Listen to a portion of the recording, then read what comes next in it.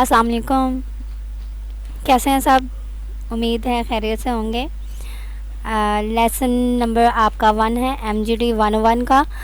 माज़रत हूँ, पहले जो है 2-3 लेक्चर मैंने जो अपलोड किए वो पिछली बुक के थे। आपकी बुक जो है वो चेंज हुई थी, तो मुझे 3rd लेक्चर के बाद पता चला है। आपका पहला चैप्टर है 1 बेसिक्स ऑफ फाइनेंशियल अकाउंटिंग। इसमें आपके जो लेसन या टॉपिक आपने कवर करने हैं वो 11 टॉपिक्स हैं, और पहले लेक्चर में मेरी कोशिश है 6 टॉपिक्स आपको कवर करवाए जाएं और बाकी जो हैं 5 वो एक और लेक्चर में कवर हों। तो फर्स्ट आपकी है डेफिनेशन ऑफ अकाउंटिंग।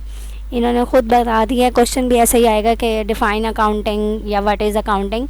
तो accounting is a language that is used to communicate and understand the financial ideas, financial expression, financial thoughts and financial information. मतलब आपकी आइडियाज़ को कम्युनिकेट करना हो, अंडरस्टैंड करना हो, या एक्सप्रेशंस को या थॉट्स को या इंफॉर्मेशन को, लेकिन वो फाइनेंशियली हो, तब आपकी वो अकाउंटिंग से रिलेट होगी। अकाउंटिंग जो है वो लैंग्वेज है। जिस तरह हम लोग आपस में बात करते हैं वो भी एक लैंग्वेज है। इंग्लिश, उर्दू, जो भी हम लोग ज़ुबान यूज़ करते हैं, पंजाबी, उसका मकसद क्या होता है कि हम लोग अपनी बात जो है वो एक दूसरे को समझा सकें और हम लोग एक दूसरे से बात कर सकें। अब वो जो बात करना है वो अपनी बात को समझाना है, लेकिन अब आप फाइनेंशियल अकाउंटिंग या अकाउंटिंग के बारे में बात कर रहे हैं, तो उसमें फ़ाइनेंशियली जो बात आप लोग करेंगे, आपके पैसे कितने लॉस हो गया, आपको कितना ज़्यादा जो है प्रॉफिट हो गया, फाइनेंशियली पैसों की जो बात करनी है आपने, वो आपकी अकाउंटिंग कहलाएगी। वो आइडियाज़ भी हो सकता है, मतलब आपने आइडिया देना है कितना क्या काम आप करोगे तो आपको प्रॉफिट होगा, किस काम से आपको लॉस होगा, या आप एक्सप्रेशंस देना चाहो फाइनेंशियली। थॉट्स वही आइडियाज़ और थॉट्स एक ही हो जाएंगी, या इन्फॉर्मेशन आप लोग पैसों के थ्रू देना चाहें। तो ये उन्होंने एग्जांपल्स दे दिए हैं। बिल्स टू पे, आपने जितने बिल पे करने हैं वो भी आपकी अकाउंटिंग में आ जाएगा। नेक्स्ट है लैंग्वेज। मैंने पीछे यूज़ किया word language. Accounting is a language. तो लैंग्वेज क्या है? Language is a medium that is use to communicate and understand some idea, feeling, expression और इन्फॉर्मेशन। वही बात है कि आपने लैंग्वेज क्या है, वो मीडियम है, एक ज़रिया है आप जिस चीज़ को अंडरस्टैंड कर सको। वो आइडिया भी हो सकता है, वो आपकी फीलिंग्स भी हो सकती हैं, वो आपकी एक्सप्रेशन भी हो सकती है, वो कोई इन्फॉर्मेशन भी हो सकती है। ये आपका क्विज़ है और क्वेश्चन जो है what is meant by language या डिफाइन लैंग्वेज आ सकता है। नेक्स्ट है फाइनेंशियल इंफॉर्मेशन, और इसका क्वेश्चन जो है वो बन जाएगा डिफाइन फाइनेंशियल इंफॉर्मेशन या व्हाट इज़ फाइनेंशियल इंफॉर्मेशन। अच्छा जी, आपको एक चीज़ जो बतानी है वो है ब्रांचेस ऑफ अकाउंटिंग जो हैं वो 2 होती हैं। एक फाइनेंशियल अकाउंटिंग होती है और एक मैनेजमेंट अकाउंटिंग है। जो आपने चीज़ पढ़नी है या अपनी MGD 101 में पढ़नी है वो फाइनेंशियल अकाउंटिंग है। ब्रांच ऑफ अकाउंटिंग की पहली जो अकाउंट है वो फाइनेंशियल अकाउंटिंग है। Any information that is measurable in terms of money. Financial accounting क्या है? वो इन्फॉर्मेशन जो आप मेजरेबल कर सकें मनी की टर्म्स में। मतलब आपको आपने इतनी प्रोडक्शन कर दी है बल्ब्स की, या आपने इतनी प्रोडक्शन कर दी है क्लोथ्स की, जो भी चीज़ आप प्रोड्यूस कर रहे हो उसमें आपकी जो मनी टर्म्स होगा, यूज़ होगा, वो आपकी फाइनेंशियल इन्फॉर्मेशन होगी कि आपने कितना पैसा खर्च कर लिया और कितना आपको और जो है प्रॉफिट आएगा उस खर्च करने पे, या कितना आपको लॉस होगा। And causes a change in financial position. ज़ाहिर बात है आप 15,000 लगा के प्रोडक्शन कर रहे हो क्लॉथ्स की या बल्ब्स की, तो उसके बाद आपको अगर लॉस होता है तब भी आपकी फाइनेंशियल पोजीशन जो है वो चेंज हो जाएगी। मतलब आपकी फाइनेंशियली जो पोजीशन है वो थोड़ी सी वीक हो जाएगी। ज़ाहिर बात है आपने पैसे ज़्यादा लगा दिए हैं और आपको लॉस हो गया है। और अगर आप वही 15,000 लगा रहे हो, प्रोडक्शन हो रही है और उसके बाद आपको प्रॉफिट हुआ है, तो आपकी फाइनेंशियली जो पोजीशन है वो स्ट्रॉन्ग हो जाएगी, और यही आपका फाइनेंशियल इंफॉर्मेशन है। नेक्स्ट है सोर्सेज ऑफ फाइनेंशियल इंफॉर्मेशन। जो फाइनेंशियल इंफॉर्मेशन है आपकी, मतलब ब्रांचेस ऑफ अकाउंटिंग में जो फाइनेंशियल इंफॉर्मेशन है उसकी सोर्सेज क्या क्या होती हैं? एक ट्रांजैक्शन होती हैं, एक आपके इवेंट्स होती हैं और एक आपकी कंडीशंस होती हैं। मतलब source, how many sources of financial information are, ये क्वेश्चन आ सकता है आपका 3 नंबर का। और ट्रांजैक्शंस, इवेंट्स एंड कंडीशन है।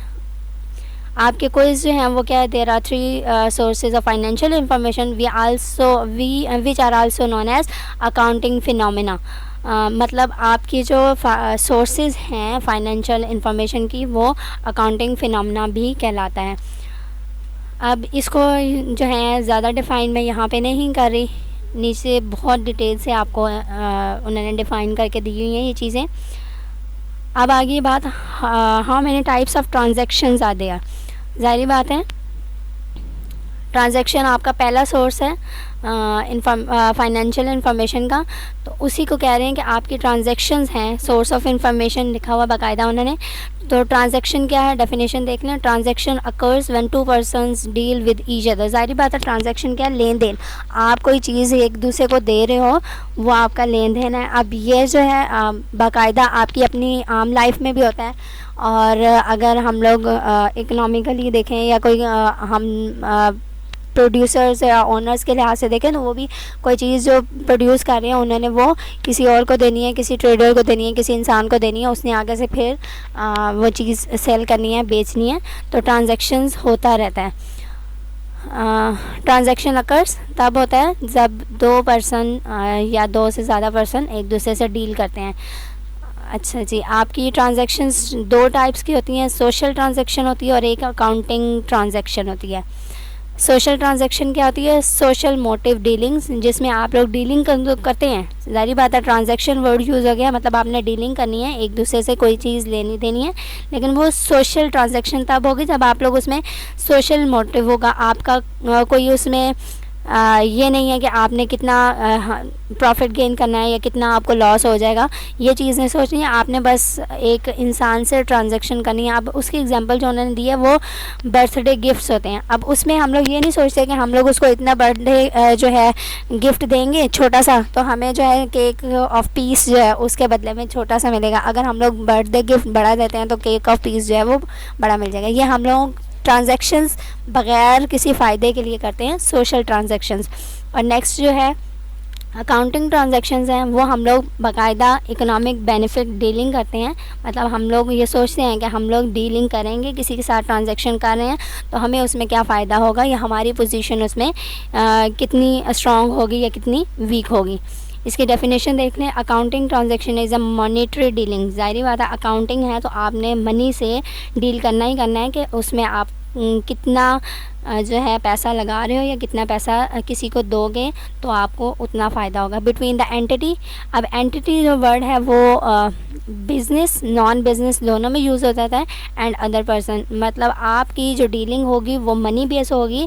And accounting transaction cause change in financial position. ज़ाहिर बात है जब आपने ट्रांजैक्शन करनी है तो आपकी फ़ाइनेंशियल पोजीशन पर फ़र्क पड़ेगा, या तो आपको नुकसान होगा या फ़ायदा होगा। और dealing between entity and other person includes, अब जारी बात है हम लोग जब ट्रांजैक्शन कर रहे हैं, लेन देन कर रहे हैं, तो वो दो तरह की हो सकती है। या तो हम लोग डायरेक्टली एक पर्सन जो है दूसरे पर्सन से चीज़ जो है वो लेन देन हो जाएगी, और कभी कभी ऐसा भी होता है जब हम लोग थर्ड पार्टी से जो है ट्रांजैक्शन कर रहे होते हैं या डीलिंग कर रहे होते हैं। वो कैसे होती है देख लें। Dealing of entity, first party है, मतलब एक इंसान जो है वो डीलिंग कर रहा है with owner second party. Same simple सी बात कि आपने एक इंसान से ओनरशिपमेंट से बात करनी है और उससे आपने ट्रांजैक्शन या डीलिंग जो भी करनी है वो कर लेनी है। नेक्स्ट है dealing of entity first party with any other person then the ownership, मतलब आपने किसी मैनेजर से बात करनी है, उससे डीलिंग करके फिर वो मैनेजर आपकी बात जो है आगे ओनर तक पहुंचाएगा, तो ये थर्ड पार्टी से बात आपकी ट्रांजैक्शन होगी। तो इस लिहाज से जो क्राइटेरिया अकाउंटिंग ट्रांजैक्शन में आता है, दो क्राइटेरिया हैं कि एक तो measurable in terms of money होगी आपकी वो बात, वही जो ऊपर मैंने आपको बताई थी, और दूसरी dealing of the entity with other person, मतलब आपने ट्रांजैक्शन में क्या करना है, एक दूसरे से चीज़ें लेनी देनी है और साथ ही साथ वो लेन देन जो है आपका मॉनिटरी टर्म्स में होगा, लेन देन करना है मनी के थ्रू। ये आपकी एक्सरसाइज है, इसको देख लीजिएगा, उन्होंने बाकायदा आंसर्स भी दिए हुए हैं, एक्सप्लेनेशन भी दी हुई है। अकाउंटिंग ट्रांजैक्शन को आपने जो है इसमें से आइडेंटिफाई करना है। नेक्स्ट आपका है आइडेंटिफाई अकाउंटिंग ट्रांजैक्शन, वही चीज़ है दोबारा से, दो एक्सरसाइज उन्होंने दे दी हैं। नेक्स्ट आपका आ गया है इवेंट्स। इवेंट्स जो है वो सेकंड जो सोर्स ऑफ फाइनेंशियल इंफॉर्मेशन है। Events means anything that happens. Event क्या है? आपकी वो चीज़ जो हो चुकी हो या उससे आपको कोई ना कोई फ़ायदा नुकसान फिर दोबारा वही बात हो। तो there are two types of events. Events की भी आगे दो टाइप्स हैं, monetary and non monetary events. ये आपका क्विज़ भी हो सकता है, कितनी टाइप्स हैं, और बाकायदा वो 2 नंबर का क्वेश्चन भी दे सकते हैं आपको। मॉनिटरी इवेंट क्या है? It is an outcome of happening or occurrence of incident that can be measured in terms of money. आपने जो भी काम करना है, वो इंसिडेंट जो भी हो या जो भी आपको इवेंट अकर नज़र आए, उसमें मनी जो है रिलेट हो, वो आपका मॉनिटरी इवेंट होगा। And can cause change in financial position. जो भी इवेंट होगा, जो भी सोर्स ऑफ फाइनेंशियल इंफॉर्मेशन हो, उसमें सबसे बड़ी बात जो है वो आपकी चेंज करेगी फाइनेंशियल पोजीशन को। उन्होंने एग्जांपल जो दिए हैं, लॉस ऑफ फायर, मतलब आग लगने के बाद आपको जितना नुकसान होता है उसमें मनी के लिहाज से वो आपका मॉनिटरी इवेंट हो जाएगा। एक्सीडेंट हो जाए तब भी आपको कोई ना कोई मॉनिटरी नुकसान होता है। और फॉरेन एक्सचेंज में भी गेन या लॉस जब भी आप कर रहे हो तो उसमें कोई ना कोई मतलब नुकसान होता ही है, लेकिन वो मनी के लिहाज से होता है। नॉन मॉनिटरी इवेंट वो इवेंट्स जिसमें मनी आपकी यूज़ ना हो और उसमें आपको फाइनेंशियल पोजीशन में भी कोई अफेक्ट ना पड़े, कोई चेंज ना हो। तो इसमें एग्जांपल उन्होंने दिए, विनिंग और losing a game that does not carry financial impact. ज़ाहिर बात है, वहाँ पे जब आप लोगों ने कोई गेम खेलनी है, चेस, लूडो जो भी है, उसमें आप लोगों को कोई मॉनिटरी मनी से रिलेटेड कोई बात नहीं होगी, आपको फाइनेंशियली कोई नुकसान नहीं है, कोई फ़ायदा नहीं है। सिंपल आप गेम खेल रहे हैं, एक लूज़ करेगा, एक विन करेगा। ये हो गया नॉन मॉनिटरी इवेंट आपका। नेक्स्ट है आपका condition, third source of financial information. A condition is the third source of financial information. It requires certain adjustments to be made in already recorded transactions or event. वो transactions या वो events जिनमें आपको जो आपने already बना दिए गए हैं, उनमें थोड़ी सी एडजस्टमेंट जो है चाहिए होती है कंडीशंस के थ्रू। कुछ आप टर्म्स एंड कंडीशन ऐड करना चाहो, कुछ आप उसमें से निकालना चाहो टर्म्स एंड कंडीशन, तो वो आपकी कंडीशंस में यूज़ होती है। एग्जांपल्स इंक्लूड कह रहे हैं, fixed asset to be depreciated according to their expected useful life. मतलब आपका वो असासा, वो फ़िक्स चीज़ें जो आपने यूज़ करनी है और उसके बाद आपको वो उनमें कोई नापसंदीदगी का चीज़ नज़र आ गई, मतलब उनमें कोई डिफ़ॉल्ट नज़र आ गया, आप उस मशीनरी को काफ़ी टाइम यूज़ करते रहे, उसके बाद उसमें ज़ाहिर बात है मशीनरी है वो ख़राब हो गई, उसके बाद आप उसको एक्सपेक्टेडली जो है काम से निकाल देते हो और उसकी जगह कोई और चीज़ आप एडजस्ट करना चाहते हो।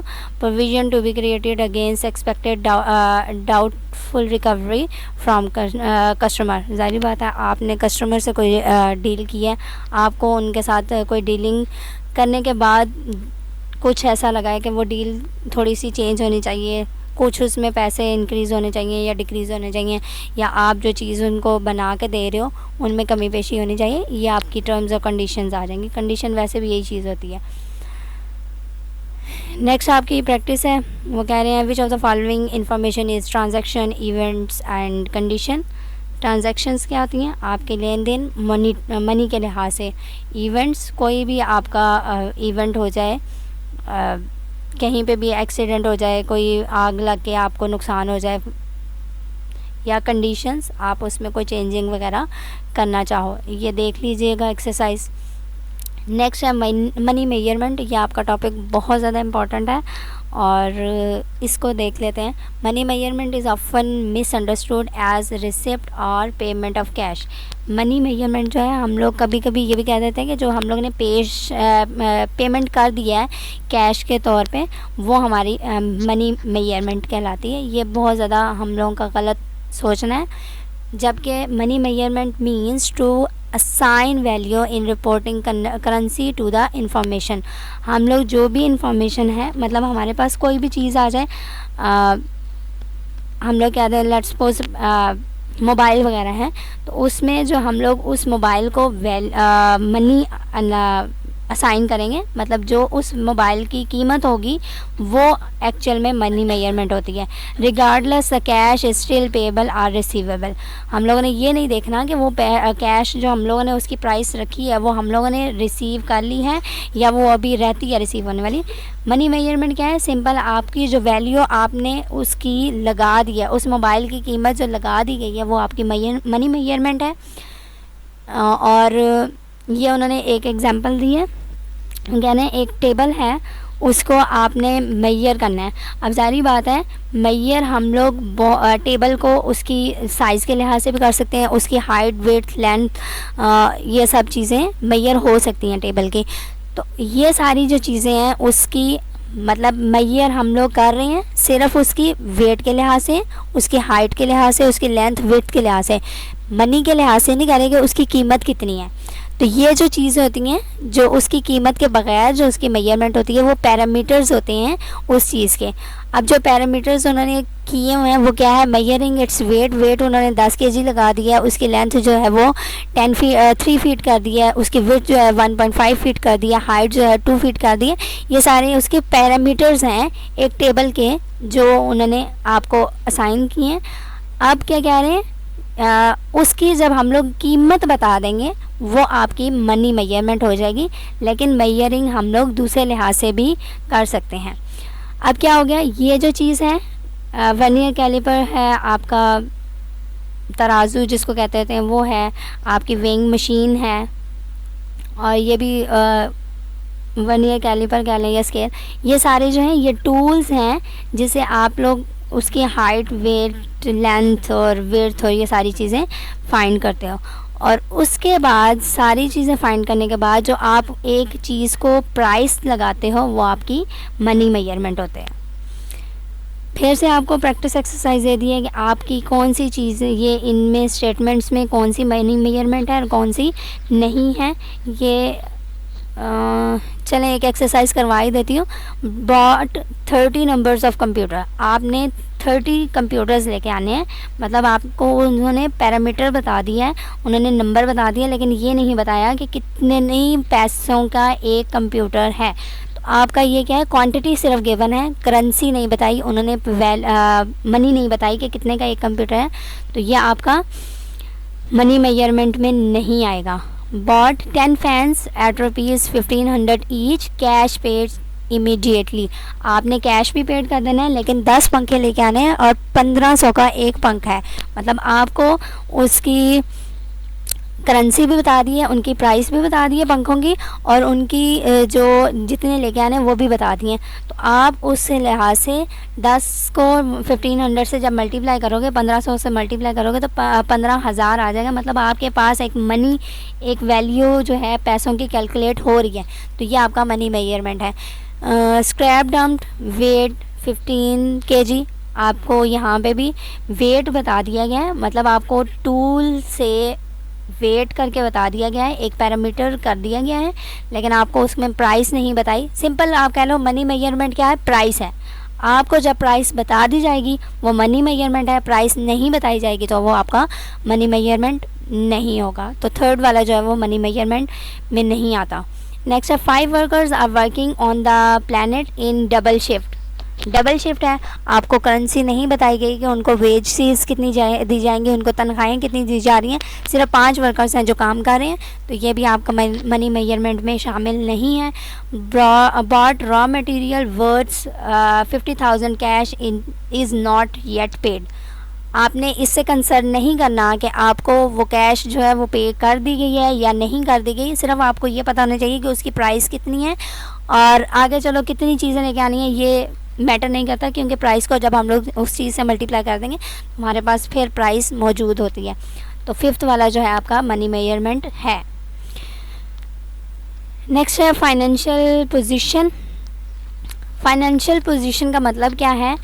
An entity status of resources and sources.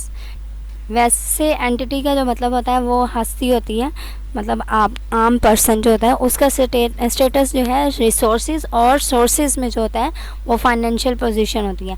अब रिसोर्सेज और सोर्सेज क्या चीज़ है? Resources are the assets that an entity holds in its control.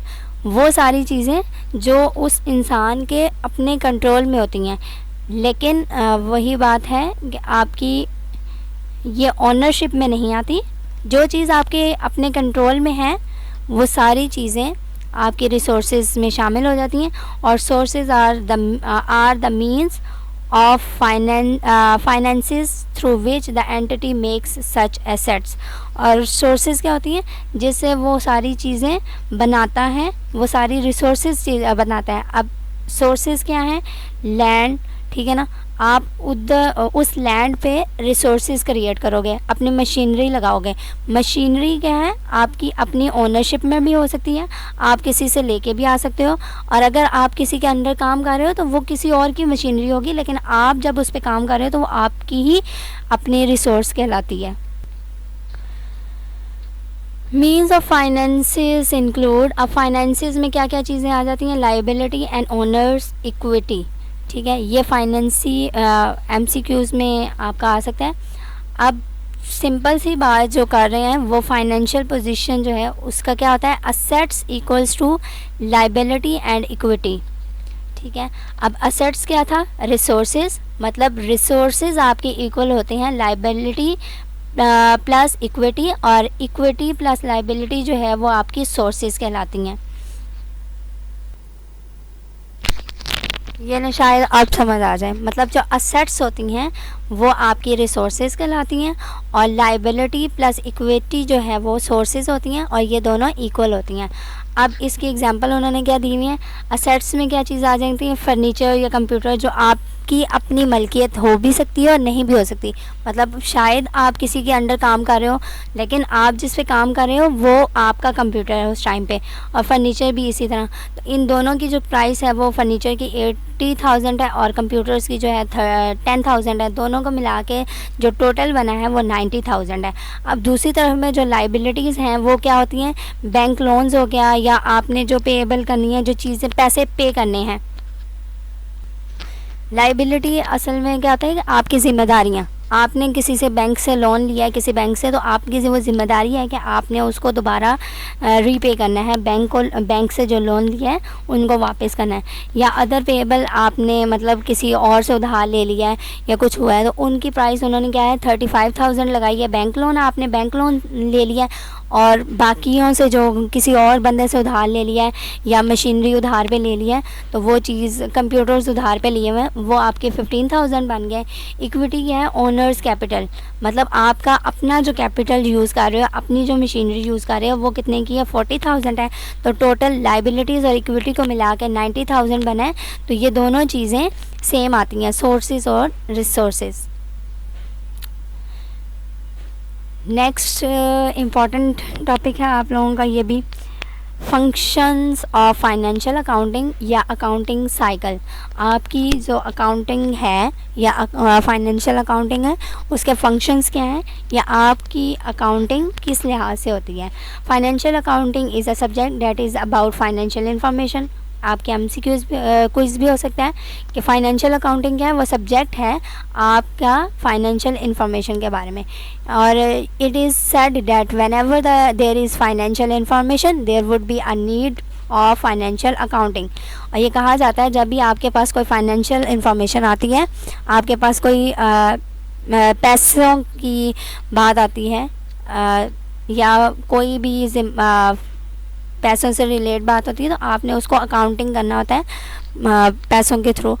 तो इसमें क्या होता है? Financial accounting is used to classify, record, summarise, report and analyse. ये फाइनेंशियल अकाउंटिंग की कुछ जो हैं कह लो टूल्स हैं आपके पास, और ये उन्होंने एक साइकिल बना के दे दिया आपको। अकाउंटिंग साइकिल है, इसमें वही बात कि आपका पहले क्लासिफाई आएगा, फिर रिकॉर्ड आएगा, समरी है, रिपोर्ट है और एनालाइज है। नेक्स्ट वो कह रहे हैं कि जो क्लासिफाई है आपका वो भी आगे सब डिवीज़न हुई है 5 क्लासिफिकेशंस में। असेट्स आता है, लाइबिलिटीज़ आती हैं, इनकम आता है, एक्सपेंसेस आता है और ऑनर्स इक्विटी आता है। मतलब आपके जो सोर्सेज और रिसोर्सेज की बात हो रही थी ऊपर, वो तो 3 चीज़ें तो यहाँ पे आ गई हैं क्लासिफिकेशन में, और 2 और एक्स्ट्रा यूज़ हुई हैं, इनकम और expenses. These main heads are further sub-classified into accounting heads, which are then used for recording accounting transactions in the book of accounts.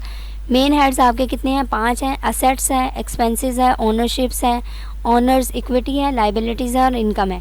इसमें जो आपकी असेट्स में चीज़ें आती हैं वो क्या क्या आती हैं देख लें। असासा होता है, असेट क्या होता है? असासा। आपके पास क्या क्या चीज़ मौजूद है?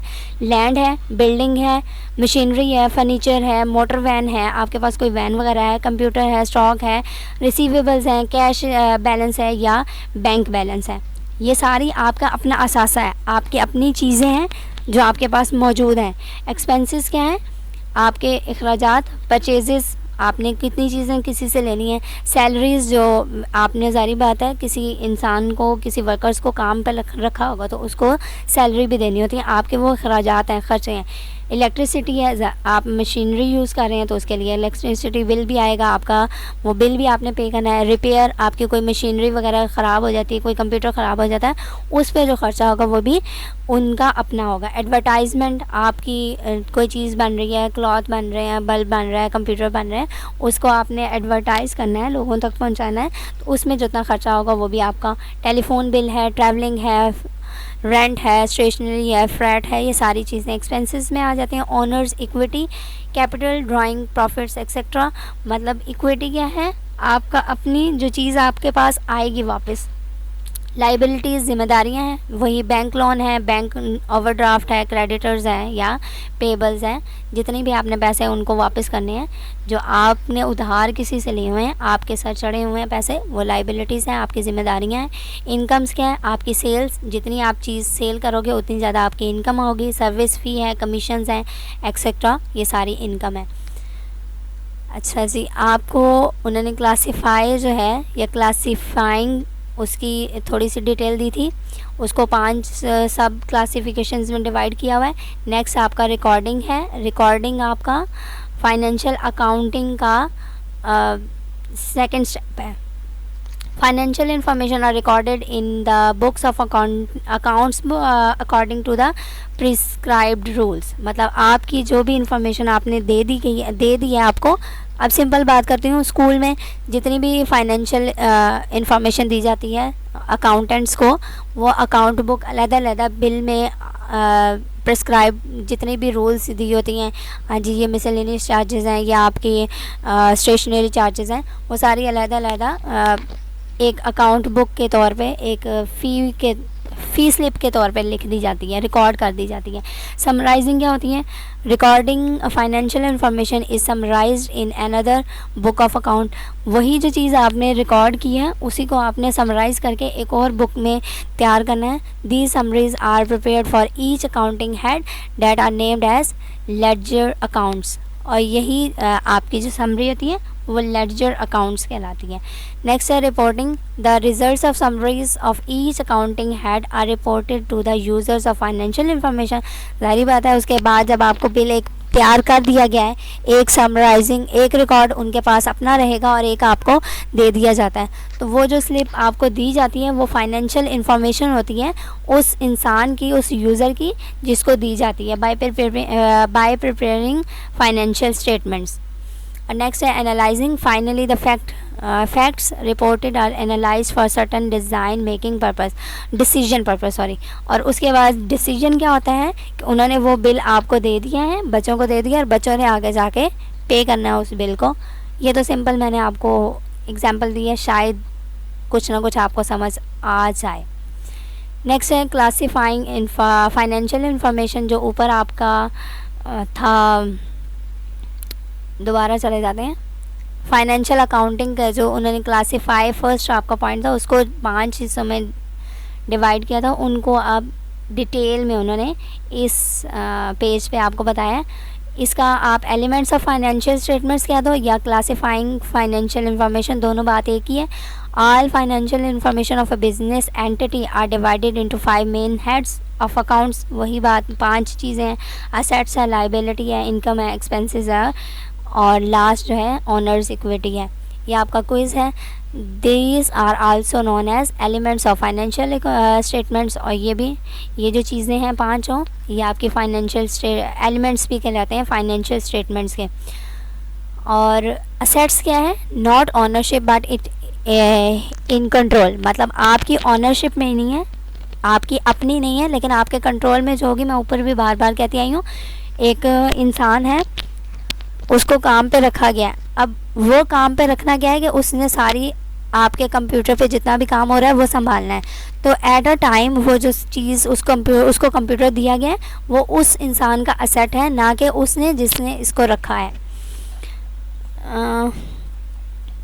इसको इंग्लिश में पढ़ लीजिएगा, बस असेट काम था समझाना आपको, और उम्मीद है समझ आ गई होगी।